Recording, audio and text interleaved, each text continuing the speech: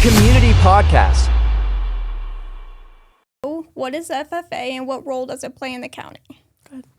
FFA is the Future Farmers of America, and we're really building communities, growing young leaders all through with agricultural education. Yeah. All right. What is Louisa High School FFA like, and what makes it unique? So we're a really CTE, so career technical education school. We have like 90 some classes all to do with different careers. So you can go from landscaping to computers to TV to construction, everything in between. All right. Go a little more detail about FFA.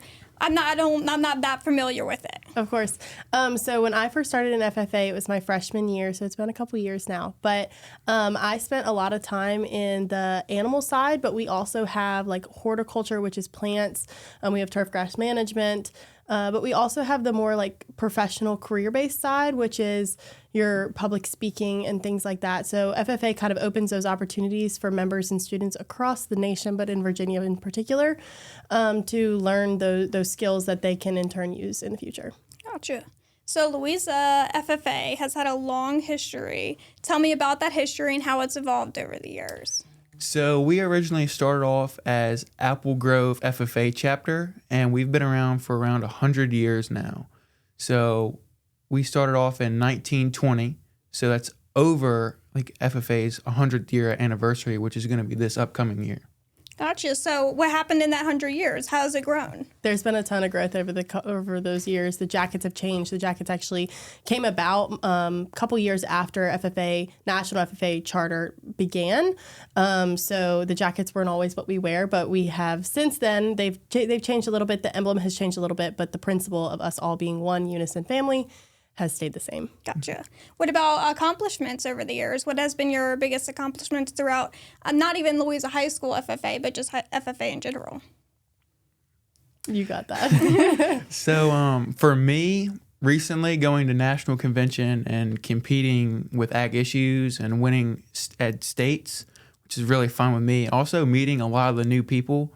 I've met delegates, all people from all across the country, even the 3 territories. It's just been an amazing experience. Gotcha. What ag issues did you discuss? Or how did that work? Ag issues is a competition which is public speaking based. So we take a political or controversial topic in agriculture. We pretty much make a skit about it. So we picked farmland versus residential land development. So it was a team of 5, myself being a farmer, and my buddy playing a residential developer, and then we based our skit around a board meeting, so a board of supervisors basically. So we had a board representative and somebody from the USDA, and then a community planner. So we competed and we got first nationally at states at Virginia Tech. Then we went to Indianapolis and we competed there and got 16th. Out of 32. Wow, that's awesome. What about you? So I began in freshman year. I started doing livestock judging, which is basically where you go in, you get a set of 4 animals, and it's all different breeds and all different species, all the things. And you judge them and you place them in the order in which you think they belong. And then you go to a judge and you have to basically give your reasoning as to why you place them that way.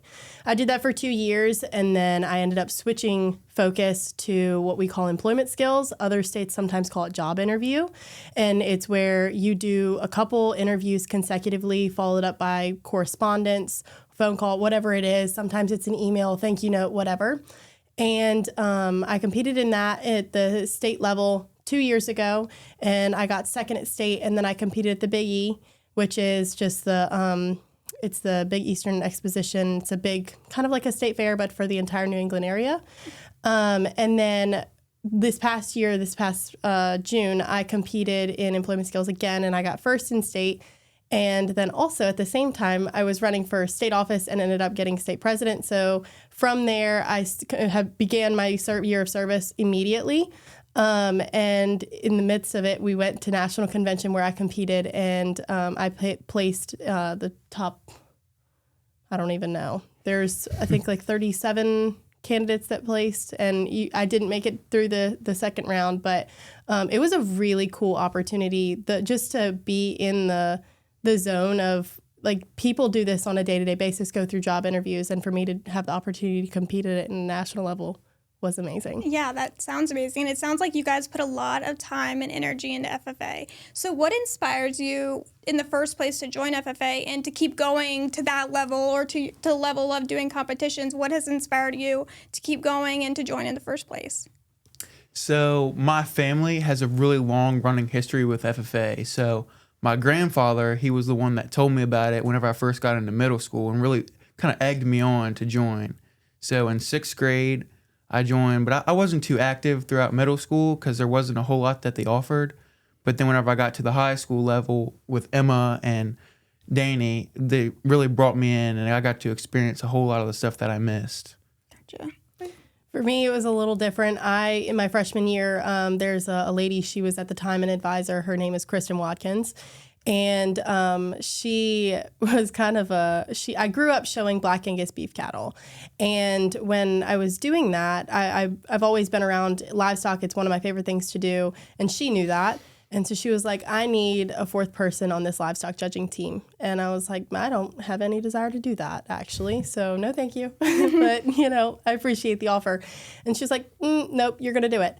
And so my initial, jump into FFA was honestly not really something that I was desiring. Mm-hmm. But after that first competition, the bug bit me, and that was it. It was end game for me. So I spent a lot of time in those 2 years of livestock judging, getting to know the actual chapter and getting to know, and then the students, the members, what it takes to be part of our FFA chapter, and then eventually I ran for a chapter office. Gotcha. So you think the competitions really pushed you to keep going? Yes. Gotcha. So what about being state president? What roles does that involve? That sounds like a big title. Yes.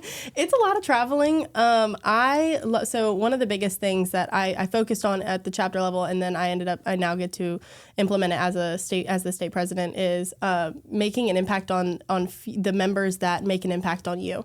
So a lot of people, when you think of people that you envy, the people that you look up to, you think of the people that are older than you. And for me, it was different. I had kids that were younger than me that I was looking up to, and I was like, this is kind of odd. That's not something, no one ever talks about that. And I had a handful of students that I was like, wow, these kids, they have the it factor, the thing that it takes to be a strong leader. And I wanted to make that clear, as I was an officer and as I go in through my year. That's something I talk about quite often, especially in my speeches, is the fact that you don't always know where that impact is going to come from, who it's going to come from.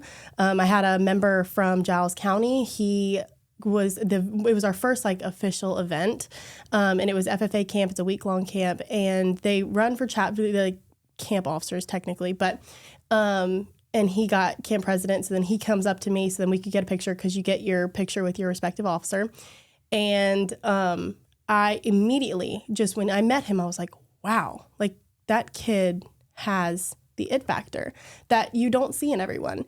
And over this year, being able to evaluate kids and get to know them on a much deeper level and making that impact on them just as they have on me has been my most favorite part. Gotcha. Where do you think this will take you and further in your life? Yes. So I will be attending Clemson University next fall to study agribusiness with a double minor in marketing and economics. I have always loved the marketing side of agriculture. That's always been something I really enjoy. But agribusiness, I will probably inherit our cattle whenever I get older. And that's something I look forward to. So knowing how to manage a business is important. But I will probably end up in the more professional side. I've had a lot of people in my ear recently telling me I should look into ag policy, and it's not something I'm turning down at all. I spend a lot of time working with representatives, and I genuinely enjoy it. And I know that can be a controversial thing, but I genuinely do love having the conversations, because they're people too, and they have families and kids at home that they're not all big scary. They're easy to talk to if you want to be. Gotcha. So what is your title, and what role does that play in FFA? So I'm Louisa's Sentinel, and I'm more of a building block for everybody else with our officer team, so I can help out in any way I can.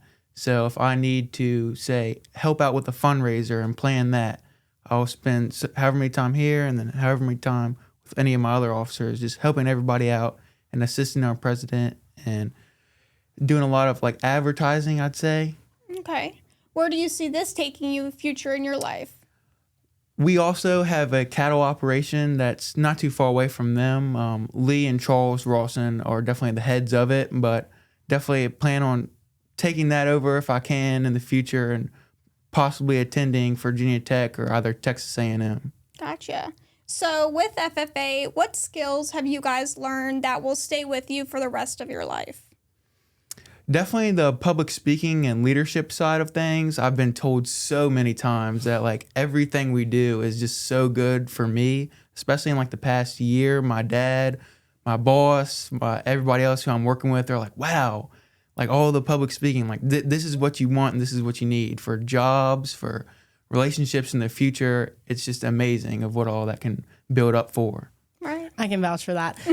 So I actually worked with Garrett in high school back when I was still at Louisa, and I was able to watch freshman Garrett in his very first semester grow. That was the time that I was with him, was his first semester of his freshman year, and I was able to watch little baby Garrett come into the young man that he is today, and that was insane. And then especially like I got to banquet where he then got elected, and it was a full circle moment just to see like something that I saw something in him, and then other people started seeing it as well, and being able to watch that was really special to me, and that it goes back to prove what FFA does. But it's actually insane to watch all of the kids like grow and find their footing, because you come into it and it's overwhelming. I'm the first one to admit that. It's like, holy cow, all these people are wearing the exact same jacket, the exact same outfit. Like, what in the world? But it's not that. It's not as crazy as it is, and the second that you're in it, you're in it. And it's forever a family that you'll be in. I can wear my jacket out in public, and I will have some random people from all across the world. I was in FFA when I was in the 6th grade, and it's a talking piece. And like you said, the relationships, the networking, it's an opportunity that is like no other. There's over 1 million members in the nation. So, I mean, that's a lot of kids that are putting forth that effort, pouring into it, because something that I always advocate for is FFA will pour into you as much as you pour into it, and sometimes even more. And there is so many opportunities that go far beyond actually being a member. Like the people that you meet and the connections that you make are above everything else. I can guarantee you when I go down to Clemson, down to South Carolina, and I know no one, I will have common ground with some FFA members. Gotcha. So it's a building block and making connections with your community. And it sounds like it teaches you skills of life, not just agricultural related, that when you come into it, you learn so many skills with connection, networking, building friendships, and so many things and beyond. Do you think it helps with building careers that aren't necessarily agriculture related? 100%. So it's been a minute since this happened, but National FFA changed our name from the FFA organization, meaning Future Farmers of America, just being the National FFA. And that is because it encompasses all people, not just farmers that are or potential farmers or whatever. I was at a chapter visit 2 days ago in Mechanicsville, and I was like, how many of us plan to be a farmer when we grow up? And I had 2 out of the 35 students raise their hand. And that goes to show these are all members, but they are not all going to do the same thing. And that's kind of what National FFA wanted to focus on, is that you see, and a large majority of us are in the agriculture industry, but you don't have to be. The thing that I compete in for employment skills has nothing to do with farming. You can make it to, like, you can gear it towards farming if you want to, but it is literally just a professional development. Gotcha. And I feel like that's really important. And I think for Louisa Ag Fair, they changed that as well, because people didn't understand the connection with agriculture and that you didn't have to just go there just for that reason. So I think that's great. For FFA and its growth, do you have any upcoming events or things that you guys want to talk about?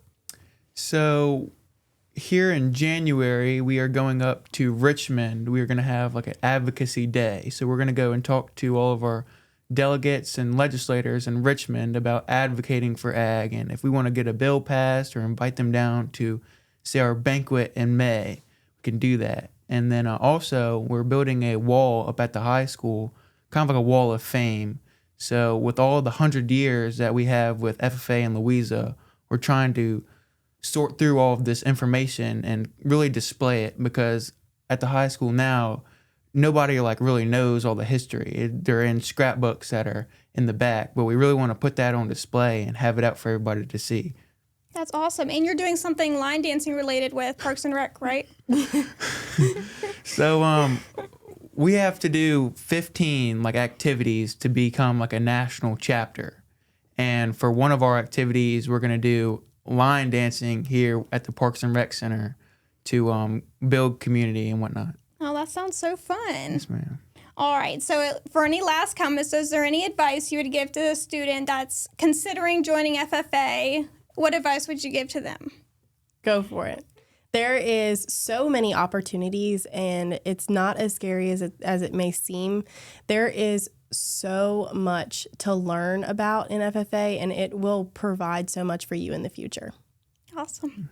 Well, thank you both for coming on. Of course, thank you. And I cannot wait to see what FFA does in the future. Thank you. All right.